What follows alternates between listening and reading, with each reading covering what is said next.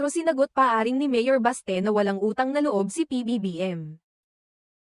Nagbigay ng pahayag si Presidential Communication Office, PCO, Undersecretary Claire Castro bilang tugon sa isinumbat na pahayag ni Davao City Mayor Sebastian Baste Duterte kay Pangulong Ferdinand Bongbong Marcos Jr. sa isang press briefing noong Lunes 17 ng Marso taong 2025, ipinaliwanag ni Usek Castro na hindi dapat maging hadlang ang utang na loob sa pagtutok sa hustisya at pagsunod sa batas.